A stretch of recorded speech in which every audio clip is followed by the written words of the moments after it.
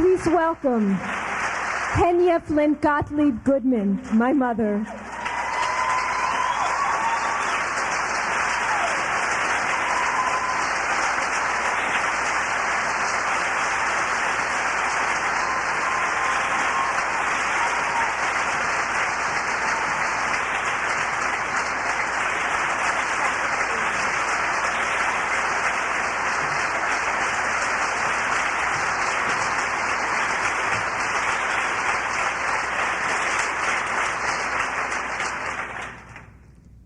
Thank you. My arms are too short to embrace you all. It is so good to be alive, and I think it was worthwhile to survive. God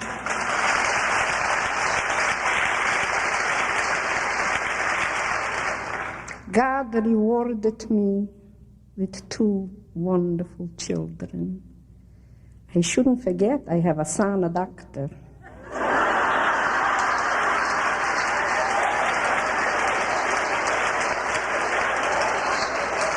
And you know what that means to a Jewish mama.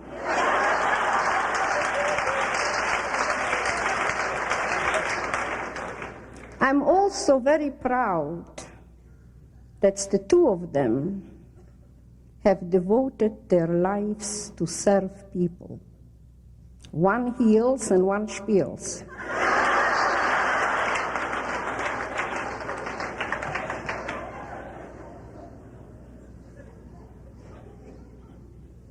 And now we should become a little bit more serious. I will recite for you a chapter from the diary of Anne Frank, to which my talented daughter wrote the music.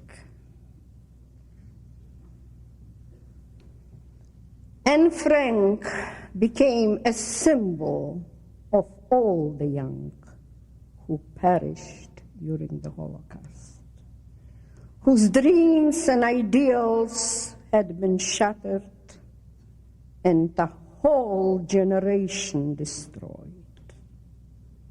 The beautiful, sensitive, 13-year-old, spirited Anne Frank addressed the conscience of the world in her diary.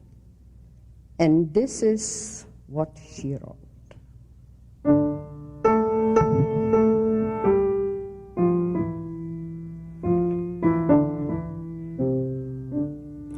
For in its innermost depths, youth is lonelier than older people. Is it true then that grown-ups have a more difficult time here than we do? No, I know it isn't so. Older people have formed their opinions about everything and don't waver before they act. It is twice as hard for us young ones to hold our ground and maintain our opinions in a time when ideals are being destroyed, when people are showing their worst side and do not know whether to believe in truth and right, in God. The problems weigh down on us, problems for which we are probably much too young. And that's the difficulty in these times. Ideals, dreams, and cherished hopes rise within us, only to meet the horrible truths and be shattered again. It is really a wonder that I haven't dropped all my ideals, because they seem so absurd and impossible to carry out. Yet, I keep them, because in spite of everything, I still believe that people are really good at heart.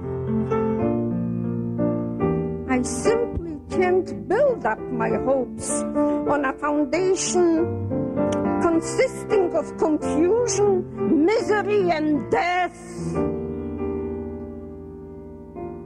I see the world gradually being turned into a wilderness.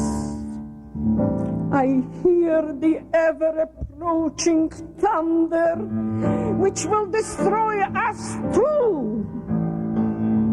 I can feel the suffering of millions, and yet I look up into the skies and I think it will all come right again, that this cruelty too will end, and that peace and tranquility will return again. In the meantime, I must uphold my ideals, for perhaps the time will come when I shall be able to carry them out. But she didn't. She died 2 months in Bergen-Belsen before the liberation.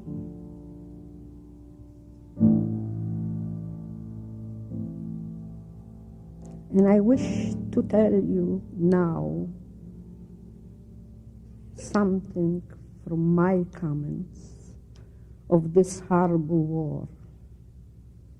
The war's greatest evil is the degradation of the human spirit. And despite the horrors and humiliation, we never gave up. And this is the ultimate shining of that spirit. This was also a different kind of resistance against the monstrous power of the Nazis.